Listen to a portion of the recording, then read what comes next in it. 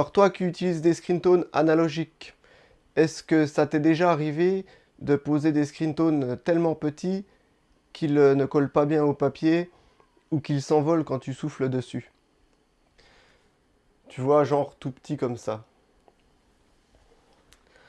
Donc dans cette vidéo, je vais te montrer deux astuces pour coller les petits bouts de screen tone.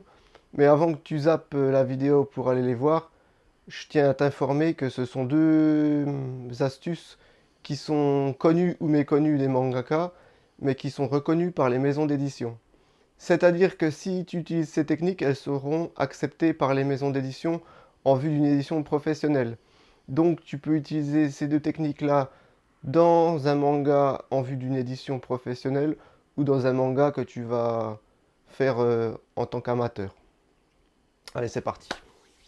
Afin d'illustrer les astuces pour la vidéo, j'ai pris un dessin déjà tout fait qu'on trouve dans les sets de screen tone. Donc je vais commencer tout de suite. On va prendre, on va mettre un screen tone ici sur la bouche.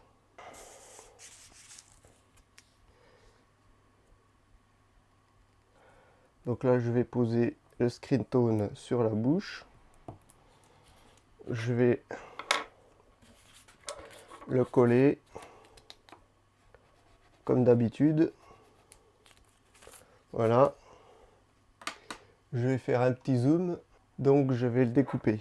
Donc comme d'habitude, on découpe le screen tone en fonction des lignes.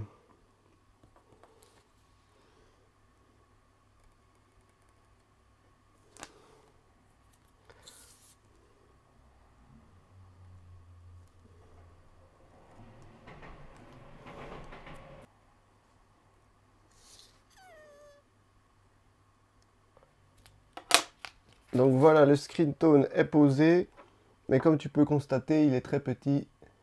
Et dans ces cas-là, il risque de se décoller ou de s'envoler, ou sait-on jamais. Donc qu'est-ce qu'on fait quand on a des petits morceaux de screen tone comme ceci? L'astuce est toute conne. Attention, accroche-toi bien, c'est violent. On met du scotch, tout simplement. Mais pas n'importe lequel. On prend du scotch blanc. Puis on prend pas le scotch transparent. On prend le scotch qui est doux là. Celui qui est blanc. Donc ça, tu en trouveras dans les supermarchés, n'importe où. Donc on prend un petit bout de scotch. On peut le découper. Et tout simplement, ben, on vient le coller par-dessus. Voilà.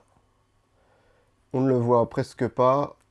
À l'édition, à l'imprimerie, on ne le verra pas. Ça pose aucun problème. Donc ça, c'est pour l'astuce numéro 1, celle que je te conseille. Ensuite, il y a une seconde astuce que je connais, qui est plus longue et plus... comment dire? Est plus difficile, on va dire. Je vais te la montrer ici en faisant cette petite partie-là.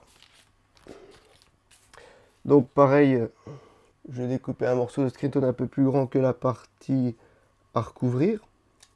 Donc toujours comme d'habitude. Ici, on va faire la pointe de l'aérographe. Voilà. Ici, qui sera ici. Hein.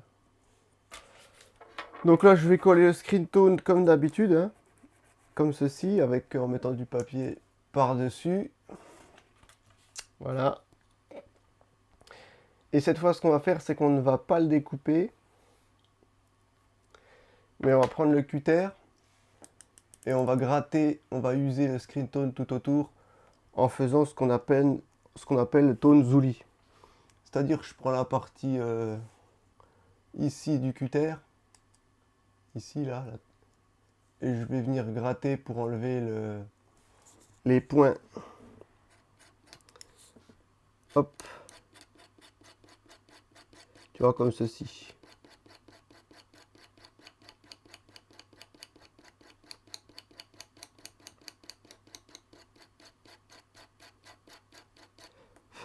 Donc ce que je disais tout à l'heure, c'est que celle-là, elle est plus chiante à faire, elle va te coûter plus de temps.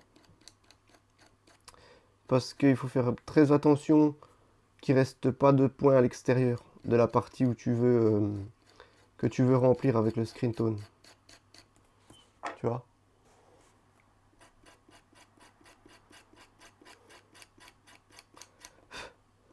Bon là évidemment je vois pas bien parce que je peux pas mettre ma tête au-dessus, sinon je la mets dans le champ de la caméra.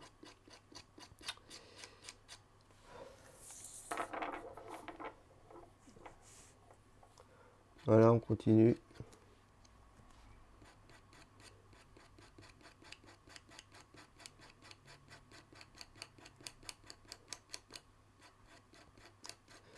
Donc là il risque de rester des morceaux, il risque d'y avoir des points. Voilà.